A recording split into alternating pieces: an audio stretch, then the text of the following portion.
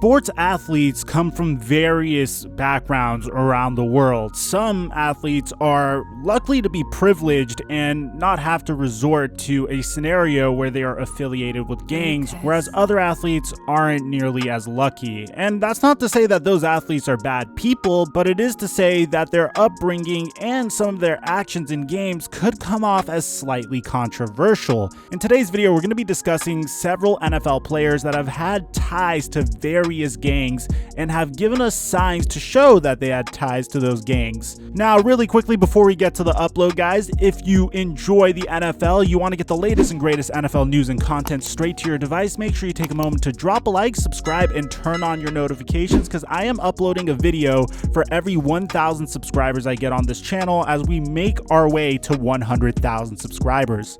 On top of that, I live stream on Twitch on Tuesdays, Thursdays, and Sundays at 9 p.m. Pacific time. And I recently begun uploading TikToks that are similar to my videos onto my TikTok page. It used to be a fitness page, but now it's more geared to NFL content, which I'm sure you guys will love. A link to that is also in the description down below.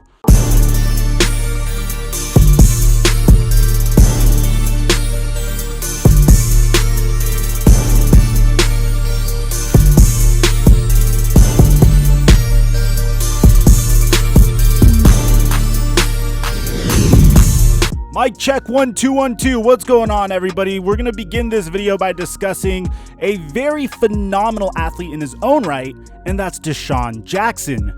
DeSean Jackson was drafted in the 2008 NFL Draft by the Philadelphia Eagles and has given us NFL fans plenty of performances to remember him by, like the Miracle at the Meadowlands 2, where he muffed this punt and took it all the way to the house. Well, in addition to being responsible for multiple 1,000+ yard receiving seasons, DeSean Jackson has been linked to a gang, and it became so controversial that in April of 2014, despite still being a phenomenal player, and despite posting his highest total receiving yardage in his entire career, which is 1,332, the Philadelphia Eagles elected to cut DeSean Jackson right after his best season as a Philadelphia Eagle, and the rumors were it was due to DeSean Jackson's gang ties.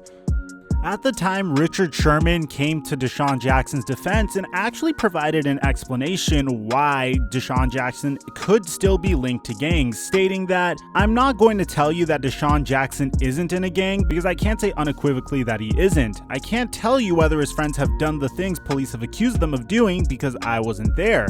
I can't tell you what DeSean does with his time because we play football on opposite ends of the country. I can only tell you that I believe him to be a good person, and if you think, say, or write otherwise without knowing the man, you're in the wrong." Richard Sherman would also go on to explain how he grew up in Watts with DeSean Jackson, and he would also play baseball with him in elementary school on a team that was coached by his father. His father would pick up Richard Sherman and DeSean during the time he was alive, but once his dad would die of pancreatic cancer in 2009, which was the summer after DeSean Jackson's rookie season, DeSean and Richard wouldn't be as close as they once were. Richard went on to explain that the men that were with DeSean Jackson in the social pictures and the police reports weren't his closest friends in childhood, but when his father died and few people were there for him, they were there. When a tragic event like that happens, the people who are the people who are around, and they were there for him. Richard then goes on to explain that now that DeSean Jackson's a millionaire, he can't exactly go up to them and say, "Hey, thanks guys, but now that I'm a millionaire, can you please leave me alone?" That's just not how it works. Up next, we have another wide receiver who is now retired from the NFL, but if you guys have been watching football for the past decade, then you of course know of Brandon Marshall.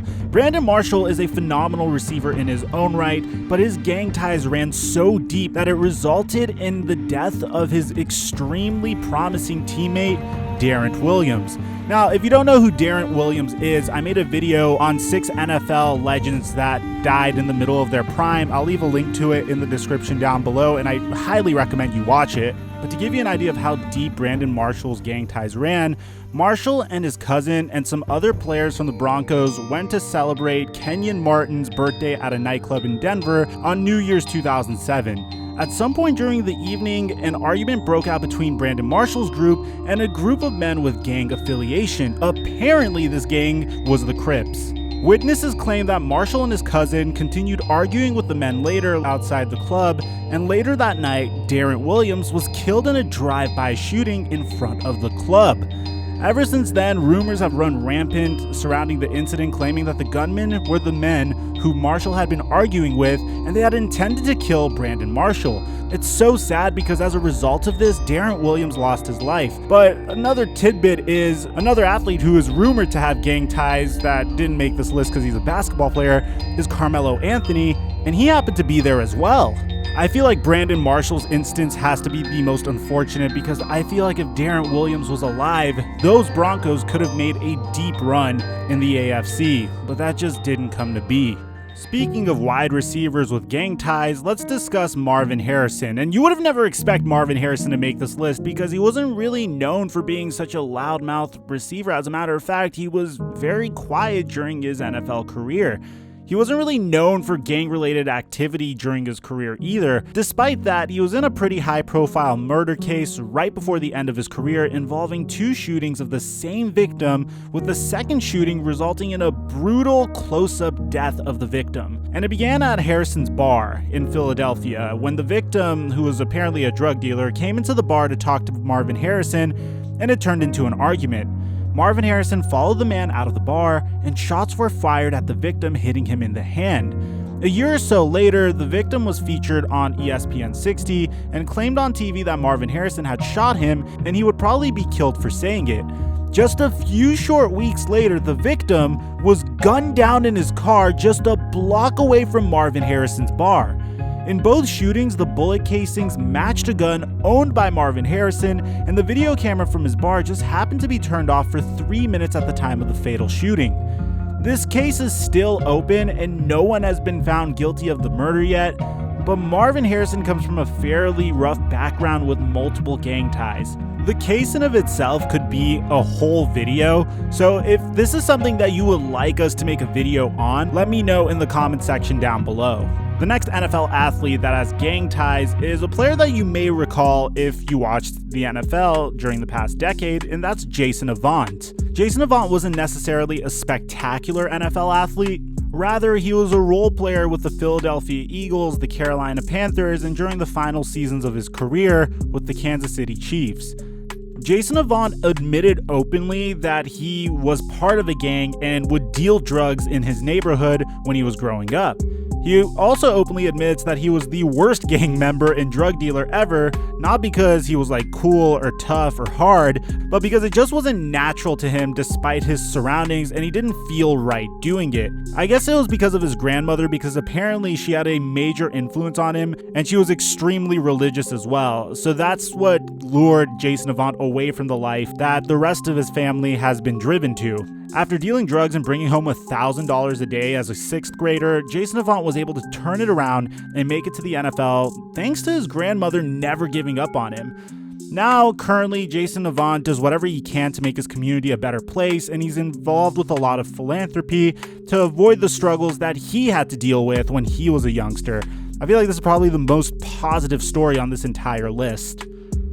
Now, if you guys know who Pac-Man Jones is, you would understand that he is by far one of the most controversial players in NFL history. He's had so many off-the-field issues that honestly, I doubt I could count all of them in one video, and I would probably need 45 minutes to go into every single one of them. He's been mentioned as a suspect in multiple gang-affiliated homicides and shootings in Atlanta, alongside with a few other areas. Basically, when Adam Jones causes trouble in a club or a bar, there seems to be a shooting at the same place almost immediately after. Does that not seem sketchy to you guys? He has been named by and seen with members of the international robbing crew of Atlanta, who went on a murder spree that increased the murder rate in Atlanta by 20%. And according to an article on ESPN which documents a timeline of the off-the-field issues Jones has made throughout his career, it mentions a testimony from a member of the IRC, who would eventually be indicted for 3 counts of murder, that claimed he had seen and heard Jones tell another member of the IRC he would pay him to shoot the man he had just argued with, and they agreed on a payment.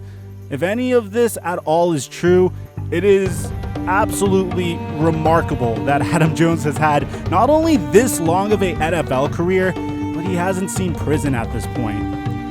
And the top NFL player with gang ties, or the top NFL player that did have gang ties, has to be Aaron Hernandez. And you guys probably have seen the Aaron Hernandez documentary, and I think some of the stuff they say in the documentary is absolutely ridiculous and, kind of out of left field, like the questions about his sexuality. But the one thing that's true, and 100%, there's no doubt in my mind about it, was the gang ties that Aaron Hernandez had. Aaron Hernandez had this issue where he thought he was untouchable and decided to murder multiple people over the last 3 to 5 years of his life, while somehow still maintaining a high level of play on the football field. Here's the sad thing, he had the potential to be the best tight end in NFL history. Because you look at Rob Gronkowski, right, and you see how his career panned out, Aaron Hernandez was actually better than Gronk was. But unfortunately, he decided to murder Odin Lloyd and apparently 2 other men from a couple years ago in Boston before he died. And it is known that he was a member of the Bristol Bloods gang, and when he was issued his life sentence, he added a new tattoo boasting a 5-point star with the word lifetime above of it. This is given by his gang for the life sentence he was serving, and he was also involved in multiple prison fights and continued to show loyalty to his gang.